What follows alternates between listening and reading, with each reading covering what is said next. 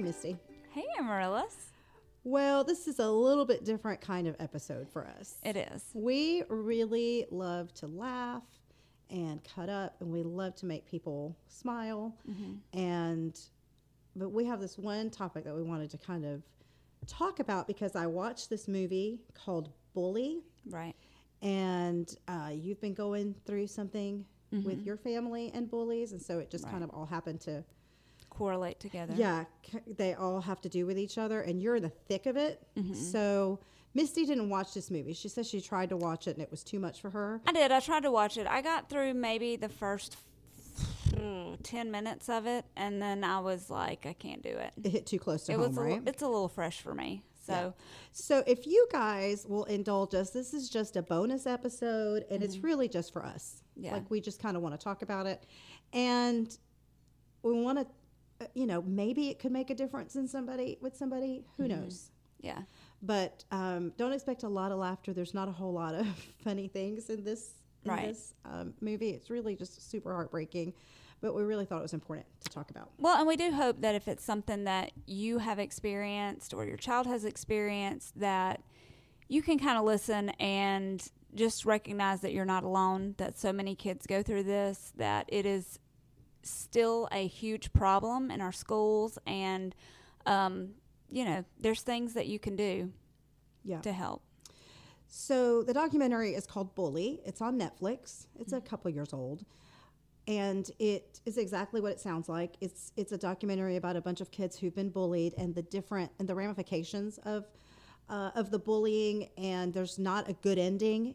There's some really horrific things that happen, and then there's not a resolution to a lot of it. Right. But what it does is, and Missy didn't watch it, so you guys are listening in just as much as she is. I'm listening too. She has too. no idea. Right. So it takes, 3 or 4 kids, and it walks you through their days and weeks of being in this torture.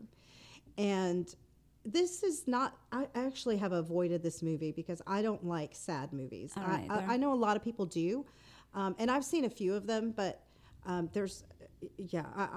just don't like to be sad. I don't like anything where a kid's getting hurt.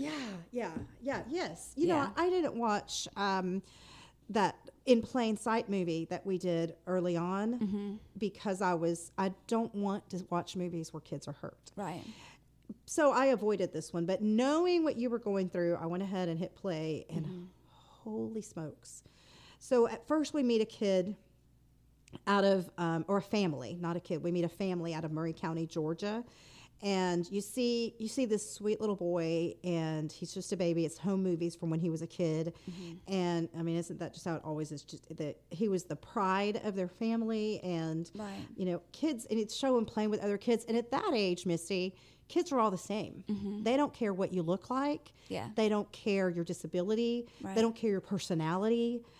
Certainly kids have friends that they're attracted to, but it's just how it is. And, there's not really any difference to them. People are people. Well, I mean, everybody is your friend. Yeah, when you're little, like you don't see a difference, and and you're made to share. Like your parents are like, you've got to share. You've got to be nice to everybody, and you're trying to teach them these kindergarten values, right? So at that age, everything is awesome. Yeah, and that's what these videos show. Is he was a great kid. He was a normal kid who was playing baseball with his dad, and he was the pride of his dad, and his dad would pick him up, and he would let him dunk a basketball, and it was just super sweet. Yeah. But as he got older, Tyler started sort of withdrawing and reverting into himself. He didn't like crowds or noise, which tells me he was probably on the spectrum. Probably. Which a lot of people would call weird. Right. Which is, I know how you feel about that, and I know how I feel about that, but that's just how it is. That's what they would say, is, Tyler's a weird kid. Right. And, of course, then you get into middle school, and he would cry because of the abuse. Right. And he didn't get picked for teams, and he was called ugly names, like names that I'm not even comfortable saying. And so he just he just withdrew more and more.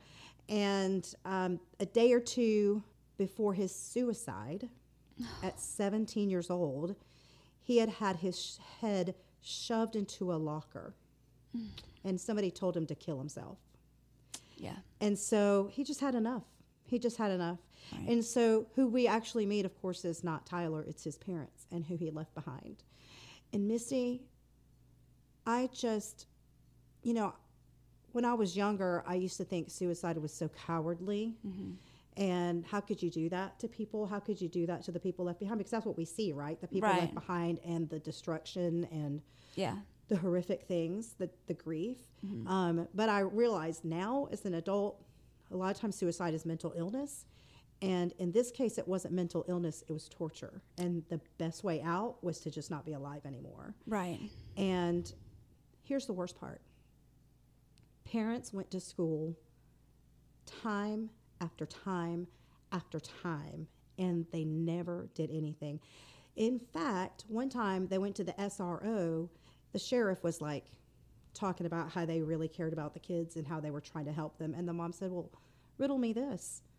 Why did the SRO not arrest the person who assaulted our son? Right. He didn't have anything to say. He couldn't say anything because they didn't. They Yeah. didn't do anything. Yeah. And so his parents, they're on a mission. And so it kind of starts the conversation of, well, who's responsible for this? Yeah. Who is supposed to help this child? Right. And how does it get there? Like, how do these same kids that we've been in kindergarten with, these same kids that have spent the night at our house, these same kids that probably played on a little league team with him, even if they weren't close friends, Yeah. grew up with him and knew him. Your families or friends? Yeah. How do you go from that to you don't care how your words and your actions affect another human life? Yeah. How do we have children that become that callous? Yeah. That they can't even recognize when tears don't even affect them anymore. Yeah. And that's the scary part of it, is that, you know, this is not a situation where kids are meeting new kids and they don't know them, and so they, you know, don't really care anything about them, so it's easy for them to pick on them. A lot of times their bullies Yeah. were their friends at one time. Yeah. And I think I know especially for me as a parent, witnessing it with my own children or my own child, that's one of the most heartbreaking and devastating things, is to know that, especially if it's a kid you yourself have loved, then turns around to be a child that is hurting your child. It's heartbreaking on both levels, because you go, how can you treat my child this way, but how could you treat someone that way? Like, where does it come from? Yeah. And Well, it almost, in this situation, and really in every situation that I'm going to tell you about that was in this movie, it's almost less about how did we get here, because, hey, we're here, okay? And it's going to take a lot to change. And I think at some point, if we work on it, we probably could change the culture. right. It's going to take a lot of work. But I think it's less about that and more about the adult response. Yes. Yeah. And I'm not saying that because of your situation, and we'll get into that a little bit later. I'm going to let you talk about what your situation is. But I'm saying that just observing in this movie, because there's this one lady. Well, first of all, if we're talking about this kid, Tyler, they said, we didn't know. We didn't know that he was having such a hard time. And the mom said, They say they what are you talking about? They say they We've never come knew. here so many times to talk to you. Right. He was missing 2 to 3 days a week of school because he was being bullied so bad. Yeah. He was missing 2 to 3 days a week. That is an overwhelming percentage of school days. So don't tell me you didn't know. Right. Okay. And are you not taught warning signs? Like, as an educator, as, you know, administration, you should be reaching out to these kids and not just worried about, oh, well, you don't have a parent excuse, you don't have a doctor's excuse, but what is it that's making you miss these days? Yeah. Oh, no, they don't. That's not. They're just worried about if you've got an excuse or not. Whether you have an excuse or not. Right. Yeah, exactly. There's also they went to this one school where they observed a couple of the kids that they profiled. And we meet, I can't remember if she was a vice principal or the principal. I think she was the principal. Probably the worst person I've ever seen in my life, and she really thought she was awesome. This one kid comes off the playground, and it's not a little kid. We're talking about middle schoolers. You know, Yeah. we're talking about 8th graders, Yeah. 7th, 8th graders. The kid comes in angry. Right behind him comes his bully, and the principal stops them and says, "I want you guys to shake hands." And he says, "No, I'm not going to shake hands. He's out there kicking me and doing these things to me." And she says, "I want you to shake hands. Can you do that?" And so he reaches out and barely, touches his fingertips. Because the bully, of course, wants to get out of it. And he's like, "Yeah, I'm willing let's shake to." hands. Yeah, totally. Sure. And so she lets the bully go, and she tells the kid, the victim, "I'm so disappointed in you. I expect better from you. He's standing there trying to apologize to you." And he said, "He's done that before. He threatens to kill me. He kicks me. He makes fun of me. He calls me these names." And he's like, she says, "But he just apologized. I think you guys could be good friends." She said that to him. Yeah. "I really think you guys." Now, and I was so proud of this kid. I mean, he stood his ground, and he said, he told me to kill myself. Right. Yeah. I'm not going to do that. Yeah. I'm not going to do that. And then we meet this other kid named Alex, young kid. I think he's also like in 7th or 8th grade, same school. Alex was born at 26 weeks. Yeah. He's a little guy, and he's got some unusual facial features. The kids call him fish lips. Sweet little kid. He's got a bunch of brothers and sisters. He's the oldest, and he is the best big brother. He's really sweet with his little sister, holds her hand, helps her wash her hands, or get on a step stool to get up and wash. Anyway, sweet as can be. He has 0 friends. Yeah. He has no friends. He gets on the bus. They immediately start hitting him. He sits on the bus. He looks over at a high schooler who's sitting next to him. Inexplicably, he goes, "Hey, you're my buddy," to the big guy. No. So instead of the big guy saying, "Yeah, man, I'm your buddy," because they don't even go to the same school, Right. the big guy says, "I'm going to F you up. What? I'm going to bring something and stick it up your..." What? He starts, he was just sitting there just saying these things. He wasn't like, about to hit him. Or he This just is was why I saying, can't watch it. This is why I can't watch it. Yeah, yeah. And so at some point, the parents go to this same administrator, and they tell her all these problems. The mom is crying, and she says, my child is not safe on this bus. And the teacher says, "I've ridden that bus, and they're good as gold. They're perfect." I'm sure they are when you're writing it. She said, "We want all your kids to be safe." She said, "You know what? Take a look at this picture. This is my new grandchild and her big sister. I don't want anything to happen to them." And then she starts talking about her grandchildren. Completely ignoring the problem of the parents. As It's if that has unbelievable. anything to do. Unbelievable. So she finally shoos them out of we see the whole meeting, okay? We see the whole meeting. She completely ignores everything they say, all their concerns. They leave, and she says, "We're going to take care of it." And they leave, and the parents are like, "We've been here before." They always say they're going to take care of it, and they never do. And they do nothing. She said, "We can't really make kids stop doing anything. They're just going to be that way. We can't make them stop, but I tell you what we can do. We can put them on a different bus." Okay. Yeah, it's the adults that are failing the kids. Absolutely. It's the adults, because yes, kids will be kids. You've Yeah. got the psychopaths out there, but kids are going to be kids, and they're just always going to be trying to, But if there's no consequences, if their dad teaches them to be this way, some role modeling this kind of behavior, Right. that's how they're going to be. So it's the adults that are failing. And then in particular, when they get to school, if there are no consequences for beating these children up, guess what happens? They keep doing it. 3 children in this documentary killed themselves. Yes. It makes me want to cry. 3 children. One of them was 11 years old. I don't even know these people. It's just heartbreaking. I know. And it was 100% the fault of the adults around them. Well, kids are not stupid. They Yeah. know the difference between 100% tolerance and 0% tolerance. And, the sad part about all of this is not only do the bullies learn that they can get away with whatever they want to do as long as they lie, as long as they keep their mouth shut and don't tell the truth. And in response, the kids who are being bullied learn, if you tell, it gets worse. Because administration is not going to do anything. Yeah. And not only that, but they're going to tell that you told. And so now your bully's even madder at you. And they're going to amp it up to make sure you never go and tell again. And in response to that, the kids who are bystanders learn, if I say anything, if I stand up for these kids, then I'm probably going to be the victim. So I just need to be quiet.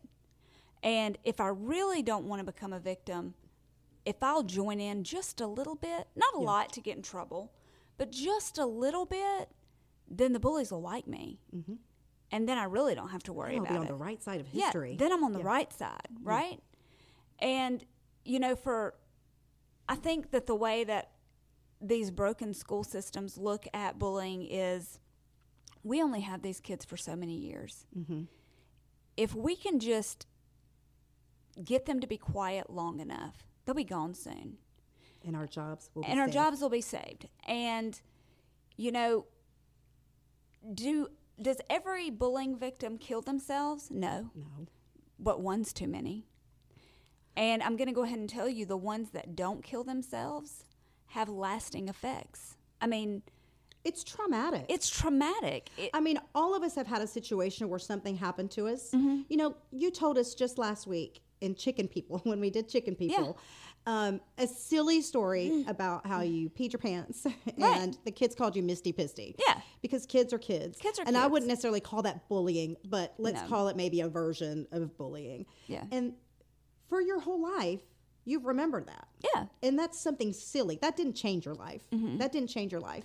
But it's something so silly that it's so hurtful at the time. But that I never forgot how people responded to me when I already felt embarrassed. Yeah, exactly. You know what I'm saying? Yeah. And that's so imagine that, but in a horribly negative way. A horribly negative way. And that's the thing. You and I, we do this podcast and we poke a lot of fun. We make light of a lot of silly things on documentaries, and we'll kind of make jokes about things. I'm not a person with a thin skin.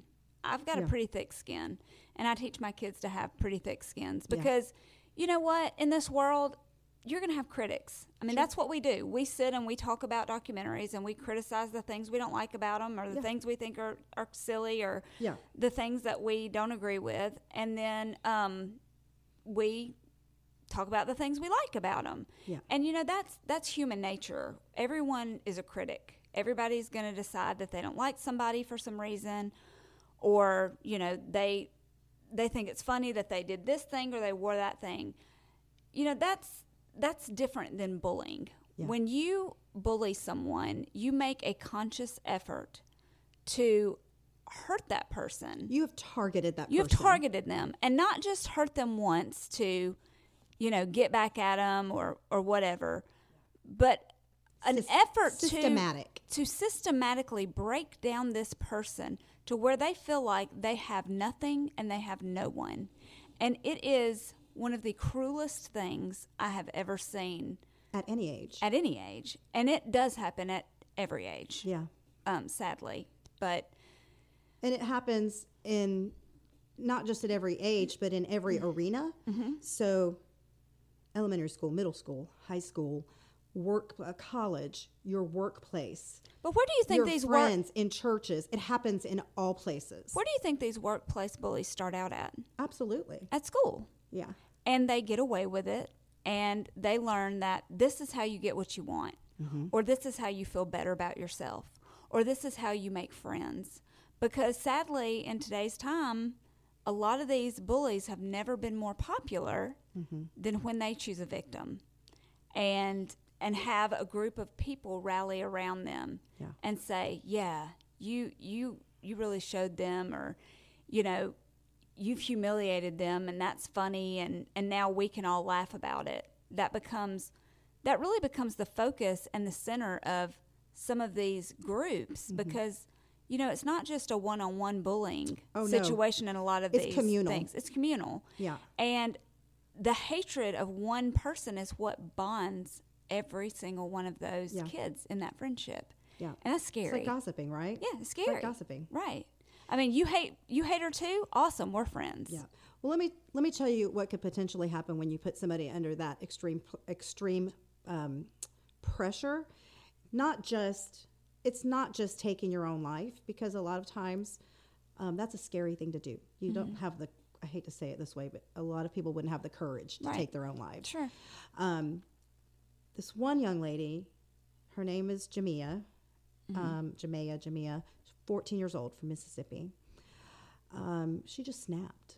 She rode the bus, which, by the way, I have a little one that rides the bus, and she comes home and she tells me, so-and-so punched me. And she's kindergarten. It's another kindergartner, so it's not like it's, fist fighting or anything. Right. And also things get lost in translation when you're 6 years old. Right. But she does come home and tell me these things happen. And in fact, something did happen the other day that one of the vice principals at her school called her in because she was a witness to whatever happened. Right. And wanted to he had watched, now there's cameras on the bus. So he had watched the video and he just wanted to make sure that what he saw was right. So he interviewed my little girl. She was not involved. Mm-hmm. But I have a little girl on the bus, and after watching this, I'm like, I got to do whatever it takes to keep her off that bus. And unfortunately, when you work, you got to depend on buses. But anyway, this little girl, 14 years old, every day on the bus, complete torture. Yeah. She's sweet as can be, quiet, doesn't get anybody's business, but they just got it out for her. They didn't like how she looked. And those are the targets sometimes. So she went home and she had enough. Next morning, she goes to her mama's cabinet and takes her gun, puts it in her backpack, and she says, the next time somebody bullies me, I'm pulling out this gun. And sure enough, that's what she did. She pulled out that gun the second they started making fun of her. She did not shoot it. They were very fortunate that it did not go off. Somebody was able to get it, wrangle it from her. Yeah. But she ended up, they almost pressed charges. Yeah. In fact, they did. They charged her, I don't know with what, a bunch of counts. And the prosecutor, who was this old white guy, said, I don't care what kind of pressure she's under. She should never have brought that. Like, not understanding at all the psychological component right. of the weight of what was going on in this girl's mind made her do this. Well, she was an honor student and an athlete. Yeah. Well, I mean, you're taught that. What are they all taught? If something happens, you go to an adult that you trust. Uh-huh. And these kids have gone to adults that they trust, and they're still getting bullied. The adults didn't protect them. Mm-hmm. Their parents can't protect them. And they can't not go to school. You have to go to school. Mm-hmm. So you come to a point to where you're just like, what else can I do? You're helpless. And it's fight or flight. Mm-hmm. Now, I'm grateful that nobody got hurt, and she ended up in a psychiatric unit for several months, but they did drop all the charges, which was a blessing. Right. And her poor family just went through the ringer. Her mom's a single mom. Mm-hmm. Just went through the ringer because of all that, because these stupid kids on the bus just wouldn't leave her alone. And one thing that I kept hearing over and over was how all the administrators, how all the adults, even the parents, they just ignored it. Mm-hmm. And either didn't ignore it or didn't understand the severity. Yeah, well, I mean, you have people that say their kids will work it out. Yeah. If parents will stay out of it, it'll get solved. Yeah. It's not like when we were kids. No. I mean, also social media compounds it like it is a weapon. Yeah. I'm so happy we did not have that when I was a kid. It is a weapon. It is a weapon. I don't know that I would have turned out the same way that I am now had we have had it. Yeah. I mean, these kids have learned that if someone wrongs you or you feel wronged, that you have the right to use whatever method it takes to get them back. Mm-hmm. And the thing they don't understand is the internet's forever. The internet, I tell that to my daughter all the time. I tell that to Catalina all the time. The internet is forever. I'm super fortunate she's not way into social media. But I tell her, whatever you do, it doesn't matter if you delete it. It lasts forever. And it doesn't matter if you delete it. Mm-mm. And you can't take that back. I mean, once it's out there, it's out there. Mm-hmm. And these kids are young, and they don't have the reasoning yet to say, this is a bad idea. Yeah. And these things follow you for the rest of your life. Yeah. For the rest of your life. Because you see things like, I don't know if you've ever seen Audrey and Daisy. I have. which is Sexual assault. it's actually another type of bullying. It is. You know, they really, it was not good. It was not. And those two young ladies ended up taking their own lives too. Right. In the movie, one of them took their life, and then later on, a couple years ago, the other one took her life. Yeah. Because of that. I mean, because of that trauma. Yeah, and that's another thing that these kids don't realize. You know, yeah, the kid you're bullying may not kill themselves now, but the anxiety damage, and depression. Yeah, the lasts. damage that you cause to an individual when you repetitively do things to hurt them, that lasts for a long time. PTSD, those are pathways in your brain that are firing, and they're not going to go back. And anytime especially soon. as someone who's young and growing up and your brain still hasn't developed, that affects you. And you carry that with you, especially, you know, when it has to do with the way that you look or something that you can't control about yourself, okay? Yeah. Like, that kid's never going to be able to change the way his face looks. No. And every time he shouldn't have to. He shouldn't have to. Yeah. And every time he looks in the mirror, he's going to think to himself what these kids said. That's going to roll through his brain for the rest of his life. Yeah. You know, as human beings, we are all self-conscious about something. And having someone agree with you with that or point out new things that you didn't even know were flaws, you know, does something to you. His little sister even said, and his parents didn't stop it, his dad was telling him, you got to start defending yourself. You can't let this keep going, because if you do, your little sister is coming up to the middle school next year, and if they treat you this way, they're going to treat her that way. So now the parent is placing the responsibility of the bullying on the child that's being bullied. Right. And how now he has to take care of his sister. And she says, they already make fun of me because I'm your sister. She said, they think you're creepy. That's awful. Nobody said a dang thing. Can you imagine? Well, Can you imagine if Avery came bullied to in you, your own house? Well, if Avery came to you and said, Eli is a weirdo and I don't want to be his sister because people make fun of me, how bad would Avery see the light of day for the next year? I'd say you don't have to worry about it because you don't live in this house anymore. Correct. I'm about to put you in the backyard. Yeah, absolutely. Like, we don't treat your sibling We don't that way. tolerate that kind of behavior at our house. No. Oh my gosh. Can you imagine? No. And that parent didn't say anything. He didn't say, you know what? No, you don't get to say that about your brother. And hey, you're not a weirdo. You're who you are. Right. Because, and then the mom was like, he is good as gold. He's got a heart like you can't believe. And he gave her a really sweet Mother's Day gift. And he is sweet as can be. He's just awkward. Yeah. And that's the worst thing you can be, apparently. The worst thing you can be is different. Yeah. Yeah. Do you want to tell your story? I mean, I do, but I don't think it's quite time to tell it yet. Do you know what I'm saying? Mm-hmm. It's very raw right now, and there's a lot of things happening, and I don't know that I can share it in a way that will be effective for anybody right now, if that makes sense. Yeah. It might be hurtful even if you said something. I mean, it could be hurtful to my own kid. Yeah. You know, I don't want to make it a thing that can be used against her right now. You know what I'm saying? Totally. She's still in the midst of this. Mm-hmm. And for me to provide ammunition is just something I'm not willing to give them right now. Yeah.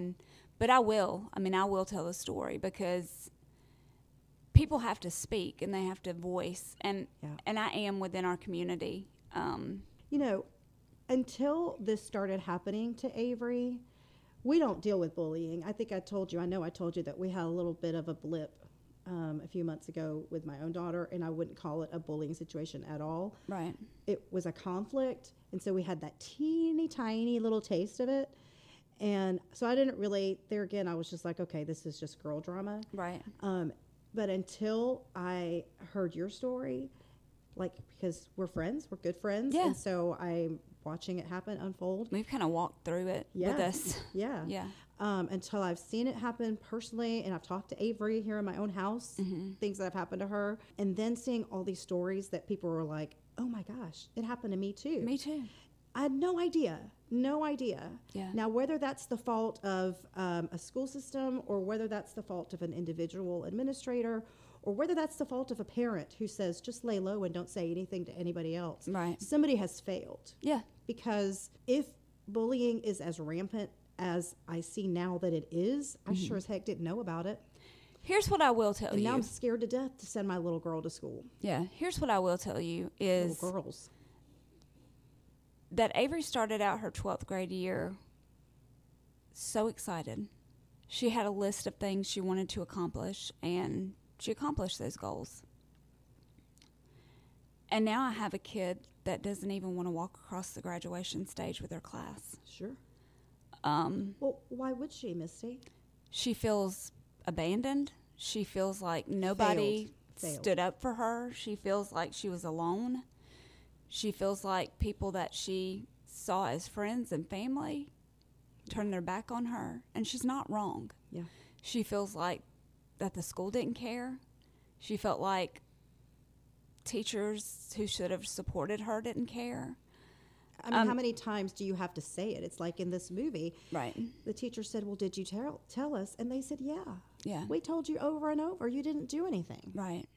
Well, and don't get me wrong, there are some heroes in this story. Yeah. I mean, we have Yeah. especially one teacher who Yeah. really just wrapped her arms around Avery, but so many that I was just disappointed in. I mean, I couldn't believe the way that they reacted to it. But what I want to get across more than anything is that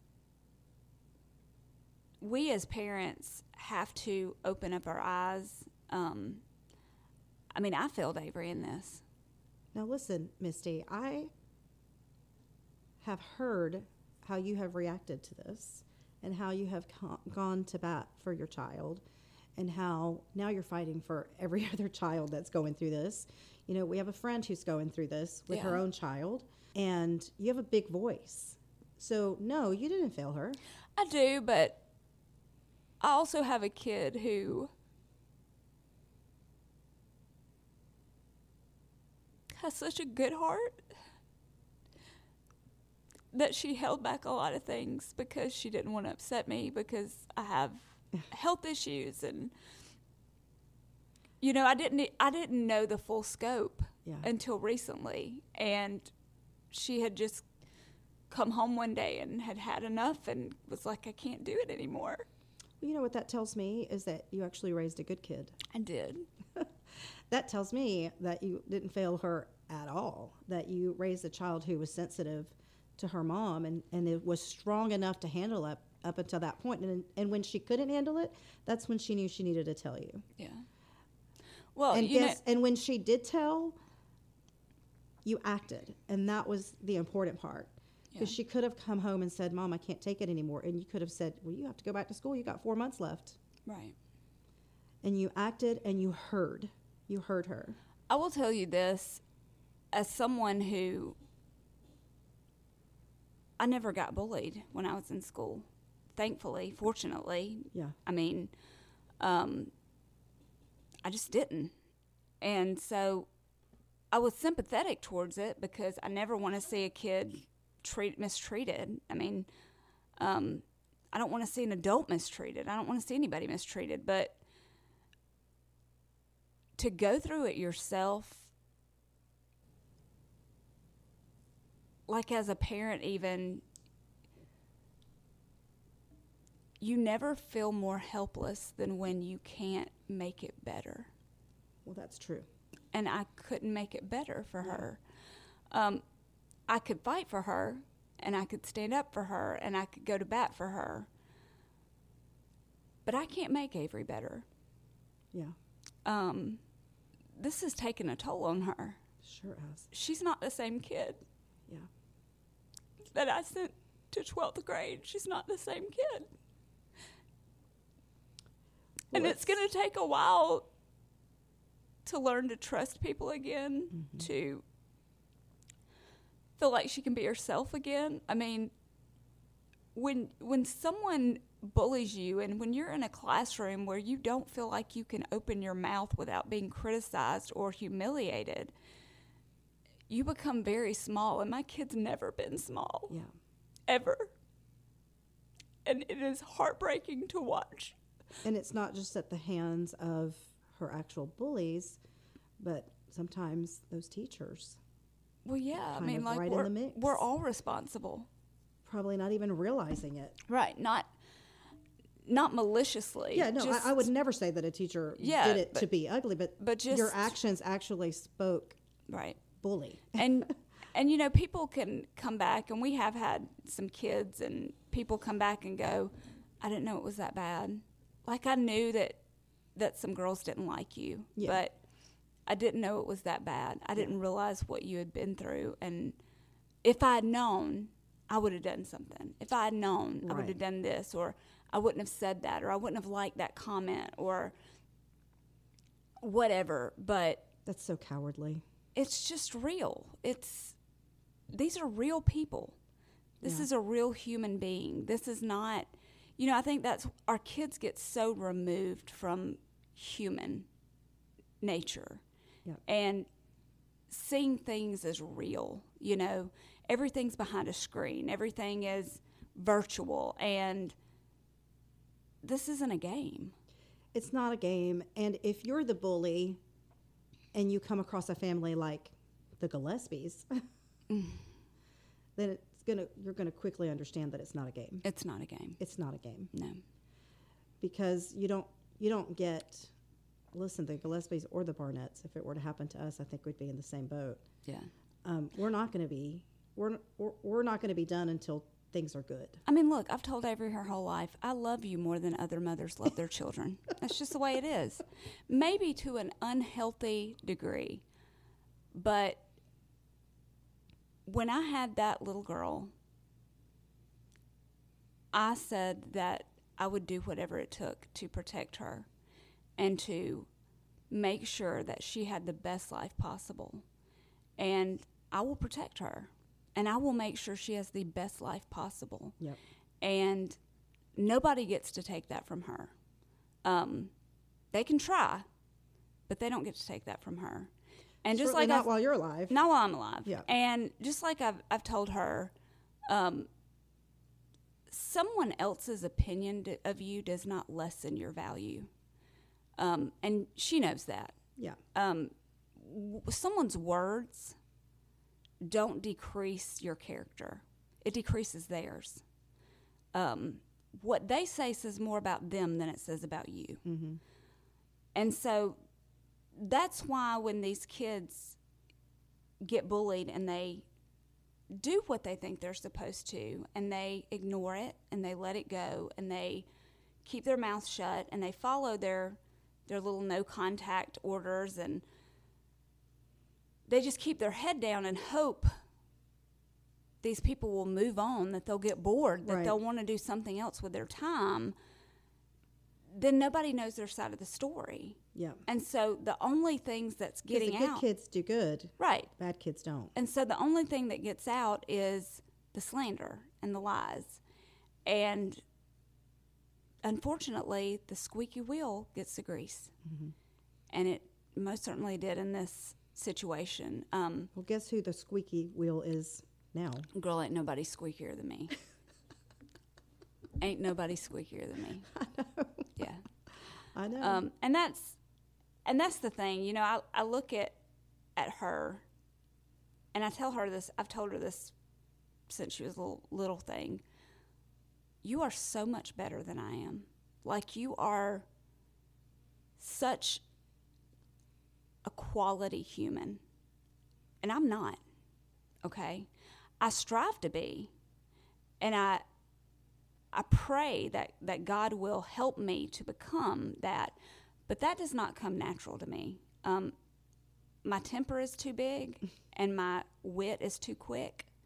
Yep. And I can cut you so quick with my words. I always say my mouth thinks faster than my brain. Yeah. I mean, I could cut anybody down to size. Yeah. if I was put in that situation. That's not Avery. Yeah. It's just not who she is. She's a good egg. She's just good. And it sucks when good kids are quiet and that's mistaken for weakness or guilt. Yep. It's not. And that's sad. Well, things are cooking and, things are in motion. So hopefully you guys will get some resolution. We will. Soon. And, I'm just grateful that it didn't end up that Avery is made of sturdier stuff than some of these kids in this documentary. Yeah. That child, the first child we met was 17 years old. Yeah. That's Avery's age. And girl, I cannot tell you how many nights I have laid awake since all this started. And I thought to myself, especially since I learned the full extent of what she's been put through. And I thought to myself, God, had you not made her the way that she is, I might not have her right now. A child with parents that didn't recognize or didn't care or didn't stand up for her might not be here. Yep. Avery didn't believe her. Yeah. Avery got a phone call saying, kill yourself. How many kids would listen to that and go, if that's what'll make it stop, that's what I'm going to do. That's what I'll do. This stuff isn't a game, And what kills me is we go through all these things and we watch this kind of stuff happen and we've all been there. Like, we've seen kids actually take their lives because of this. And as soon as they do, it's, she was the sweetest. We loved her. She was so sweet and so kind. And I can't believe this happened. And let's start a foundation. Let's counsel everybody, and let's put roses at the locker, and let's do a memorial page in the yearbook. Then people can't believe it happened. Yeah. But the same ones that can't believe it happened are the ones who didn't say anything. Yeah. It doesn't take much to see someone, even if it's once. Why can't you just be nice to somebody? Just be nice, yeah. Like I was telling you about that high schooler that told that kid, well, no, you're not my buddy. I'm going to do all these things to you. Mm-hmm. Why couldn't he just have said, yeah, man, I'm your buddy? And that would have made a world of difference. Right. Why can't we just do that? I've heard people say hurt kids. Yeah. And I believe that. Yeah. I don't believe that this comes from a typical place. I don't know if it stems from wanting to be accepted. I don't know if it stems from wanting to be loved. I don't know if it stems from being hurt themselves and wanting someone else to hurt because of it. But there's a disconnect there when you purposely want to see someone in pain. I asked Avery about this, and I said, look, same girls that have done all these things to you. Now, I know my answer is going to be different than yours, but you're in the hallway, and one of them walks by you, and you know how that thing happens where, the bottom of your bag falls out, or you drop all your books, and it's like all the people are in the hallway, and you're just going, please, God, somebody help me. Yeah. I was like, one of those girls, even the one that's treated you the worst, that happens to her. What do you do? And she said, I'd have to help them pick it up. And I said, why she got to be so nice? I said, that's why you're better than me. Because I'd have kicked it. I'd have kicked their bag across the floor. And I'd have been like, whoops. Oh, I'm sorry. Yeah. Just to get them back for all the things they had done to me. Yeah. That's just not who she is. Like, it's not in her to retaliate. And that doesn't make her a weak or a scared person. Yeah. That just makes her a kind person. And those are the people that get victimized because they know she's not going to do anything because it's not who she is.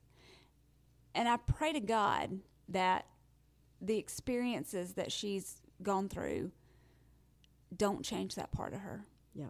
Because I love that part of her. Yeah. This is a terrible, traumatic thing. And in the end, thank God, it's a blip in her life. Mm-hmm. And she will come out stronger. I know that's so cliche, but it's the truth, right? She would have not had, if she had not gone through this. You know what I told her? I said, come talk to me in 20 years when you see some of these chicks on Facebook. Oh, yes. You know what the best revenge is, right? Living well. Living well.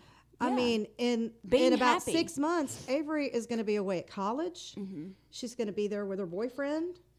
She's going to be there spending her huge scholarship money, taking all her classes and having a blast. Yeah.